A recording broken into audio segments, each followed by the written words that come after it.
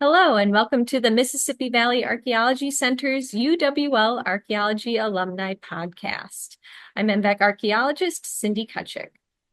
Through this podcast series, we're connecting with alumni of the UW-La Crosse Archaeology Program. We're getting perspectives on their experiences at UWL, especially their involvement with MVAC and their path after graduation. More broadly, we're looking at lessons and skills they've taken forward into their careers and other areas of life. Today's guest is Liz Schultz. She attended UWL from 1999 to 2002 and majored in archaeology with a minor in geoarchaeology. She went on to earn an MA in anthropology from Binghamton University in 2005 and an MA in history museum studies from the Cooperstown Graduate Program, University of New York Oneonta, in 2007. Liz is currently the executive director of the Oberlin Heritage Center in Oberlin, Ohio. Welcome, Liz. Thank you for being here today. Hello, thank you for inviting me to do this. Yeah, we appreciate it. To begin, what led you to UWL's archaeology program? Sure. Well, I was very fortunate. I grew up in central Wisconsin, and there happened to be a summer camp that was about archaeology, and it was we actually had the opportunity to do field work, including like farmland surveys and some excavations, of course, under close supervision. But that was about fifth or sixth grade. So that gave me, I think, a unique look into it early in my life. And I think when I found my first stone tool and somebody told me it was thousands of years old, it just blew my mind, and I was hooked. So once you began attending UWL, you pursued the archaeology major as well as a geoarchaeology minor. How did that minor impact your studies in archaeology? Even though they're, I guess, different studies, I see them as closely related. When you're outdoors and doing actual field work, you are in the environment, and I think that geoarchaeology just gives you a different perspective of what you're seeing around you. And when you back out to think about why human beings may have chosen to live in a certain area, sometimes the geology plays into that, especially in an area like La Crosse with the bluffs, and it's a very dramatic landscape. But also, I think when we were talking about like stone sources for tools, geology plays a role into that too, and it makes you think about how far people had to travel or trade to get their hands on some of those resources. And I should have said, I forgot to back up about why UW La Crosse. I just, if you're interested in archaeology, there aren't a lot of places you can go for it, but especially the hands-on experience in an undergraduate experience. So that really led me to be looking at UW La Crosse and MVAC early on in my search for studies. Yeah, it's definitely a unique opportunity to get that hands-on experience as an undergraduate, as opposed to waiting until graduate school. Mhm. And speaking of that practical experience, did you take a field school with UWL while you were a student? I did. I had to look up where it was, but yeah, I was at the Crosse site. So I remember it being very close to farmland and field, and it was a great experience, very informative. We got a little bit of like walking the ground, but mostly excavating. And I do have to say, though, thinking back on it, I think if you wanted to find a completely sterile pit of fired crack rock, like that was my pit. So I don't think in my entire field school I was on one of the interesting things, but it still taught me good technique and patience. And how are you involved with MVAC as an undergraduate student? Did you develop any interests or skills during that work that affected your path after you graduated? Absolutely. I think almost as much as my studies themselves, which were, very rigorous and gave me the broad look at history and archaeology. But MVAC is where I got hands-on experience. And I'm not going to lie, having a paying job was also very important to me at the time.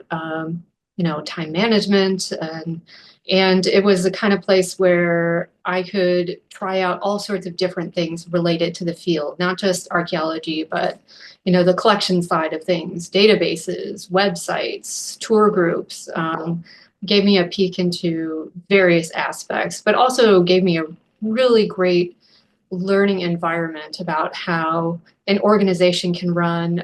Now I work in a nonprofit, and a lot of the things I observed at the time, I wasn't actively thinking about, but just gave me a wonderful model of how a place can operate in a, pure respect and camaraderie. So that was great. And in addition to gaining hands-on experience in archaeology, part of the archaeology major at UWL is completing a senior thesis or senior project. What was the topic of your senior thesis, and what kinds of research did you undertake for that? Sure. So mine lean more into ethnographies and experimental archaeology. And to be honest, I couldn't even tell you quite how I got onto this as a focus of study. But there are at least more in the Midwest, a little further Midwest, in the Midwest. Some indigenous peoples made wigwams using stone cattail mats. So there was a question of why we weren't finding bone needles in more the La Crosse area. And did that mean they didn't use those mats, didn't make them, they weren't preserved? Because they were documented in other places in Wisconsin historically. So it was kind of a blend of looking at the archaeological record, but especially the ethnographies that were made of women who were making these mats more in the 1800s. And I think it was just, for me, it appealed because it gave me a chance to look at archaeology, but also think a little bit differently about how making mats and using them was just a part of life and the annual cycle. And I kind of like those sorts of projects that break out how people lived and the choices they had to make, and the far range planning to have all of those materials to make a mat. You need the cordage, you need that bone needle, or some sort of needle.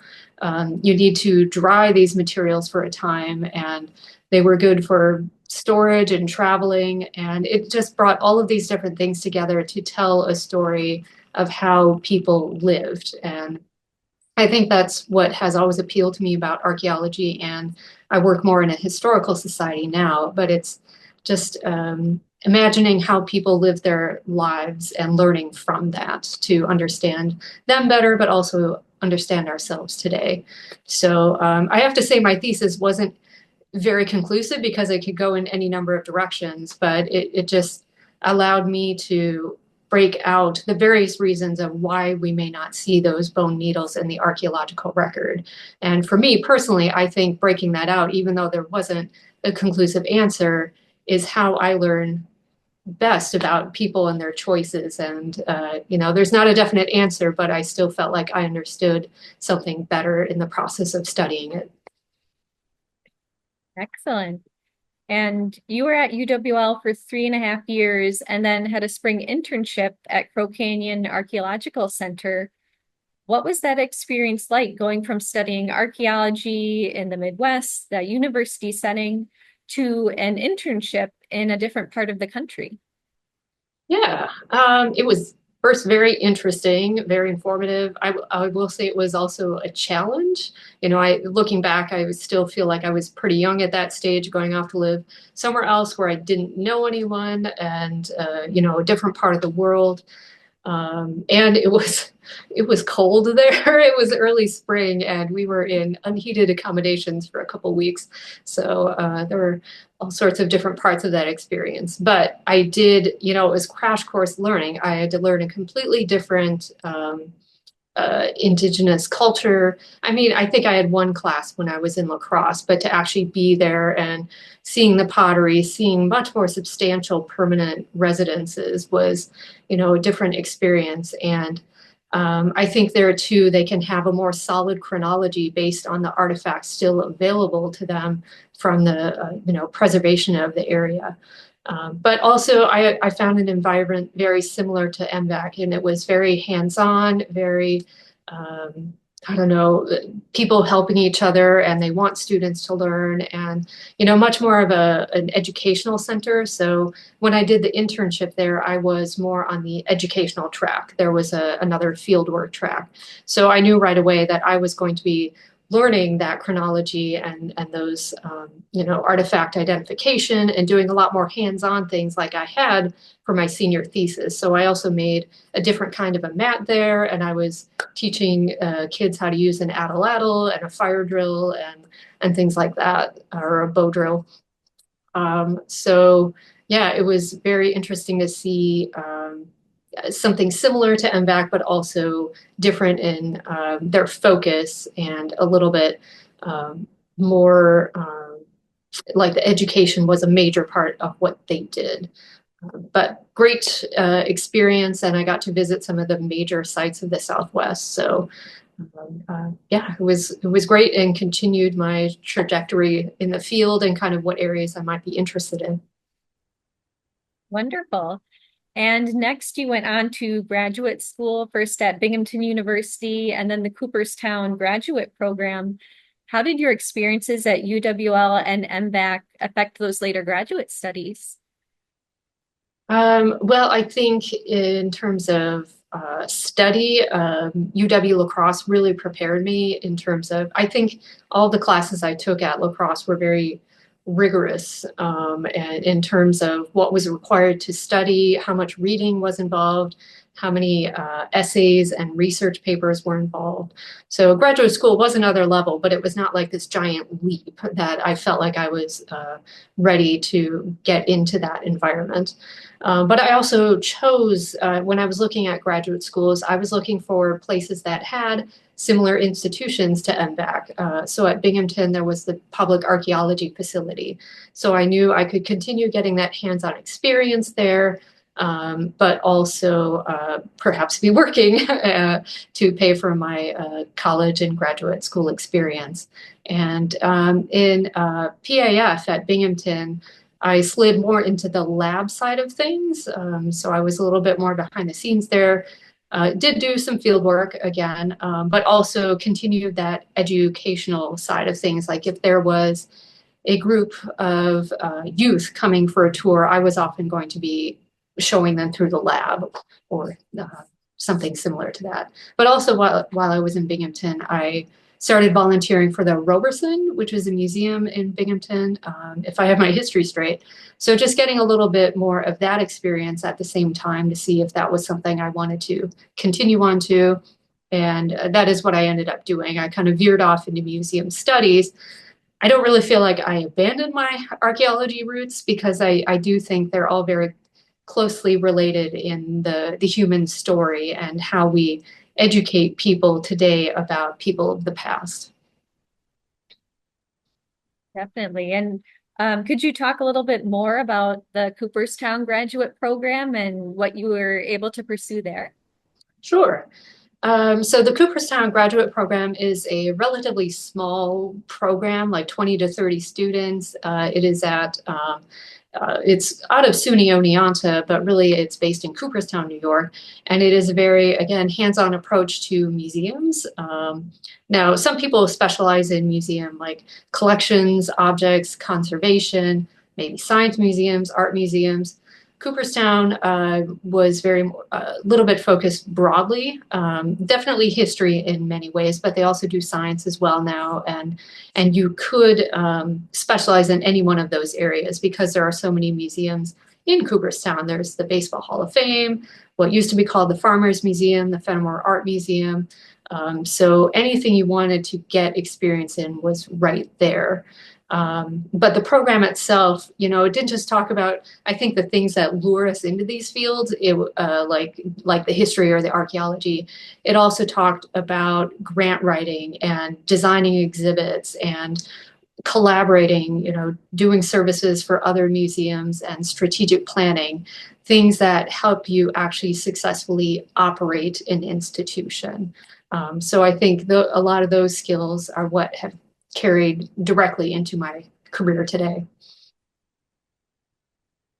Excellent. And speaking of your career today, you're currently the executive director at the Oberlin Heritage Center. What do you do in that position, and how have any skills or methodologies you learned at UWL carry over into what you do now? Sure. Well, saying what I do here depends on the day. Yeah. I know in some larger institutions, you may have a very defined role, like being registrar or a curator or, educator. And I did start off as the educator here. So when I came, I started doing tours, writing programs, outreach, and youth camps. And then about 10 years ago, I applied for the executive director position that was coming open and have served in that role.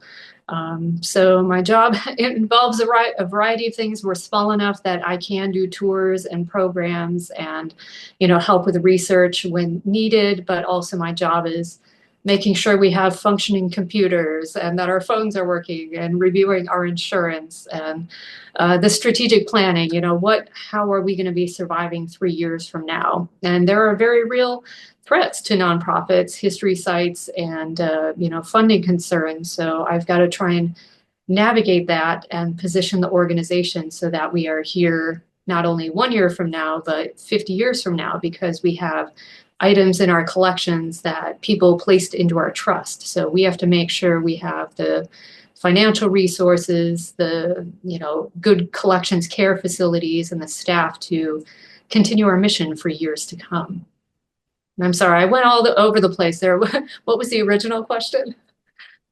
If any skills or methodologies you learned at UWL carry over into what you do now. Yes, absolutely. Some of the things I definitely mentioned, I learned at MVAC and other places just how to organize a place. But I still remember working in the lab at MVAC and, even those timesheets and checking in and out, little things and having the equipment you need for people to do their jobs. But again, it was also a lot of those soft skills of,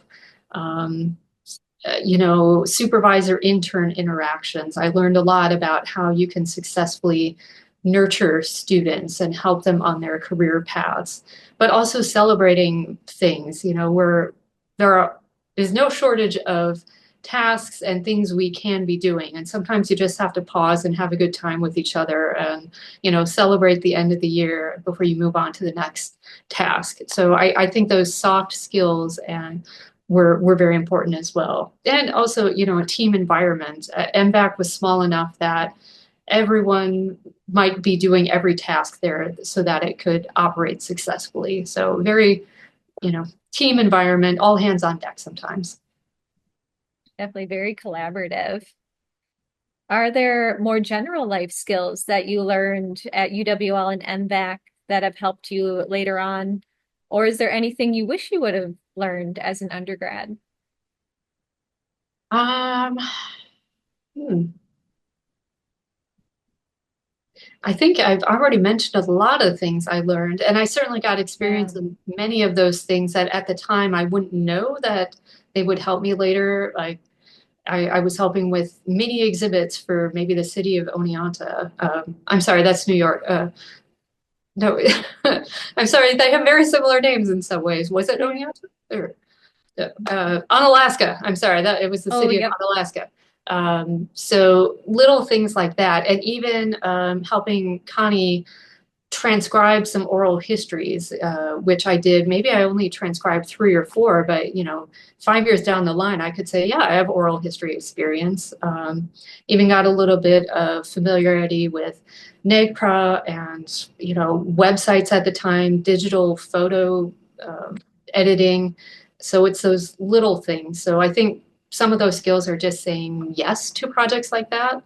I also think students, when I am looking at applications now, yes, I'm looking at, what classes people have taken, but really my eyes are almost always jumping to real life experience that students have. And I am all for students getting paid internships when possible and really going for those. Don't be afraid to go, if you have to get out of state or go somewhere else to do it. But I do think those hands-on experience show me a lot in an application.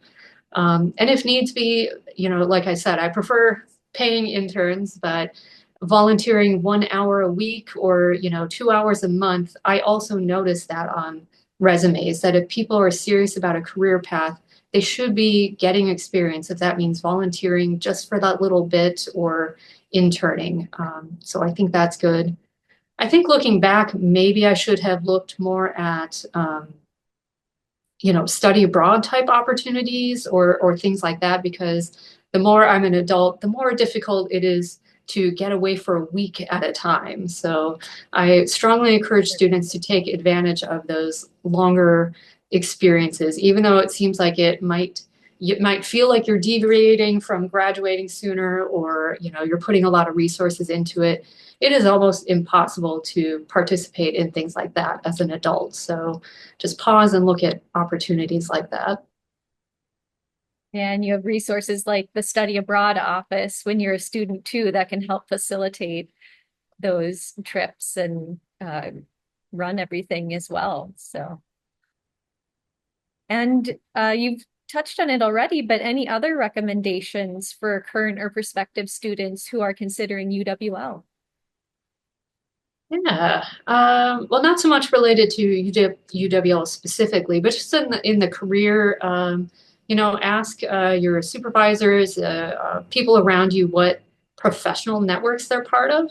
And there are a lot of different networks you can be a part of, so you don't have to join them all at once, but find some that really hit your interests and take advantage of those young professional discounts to be members, go to conferences, maybe present at conferences. Those are great, again, soft skills, but also professional skills.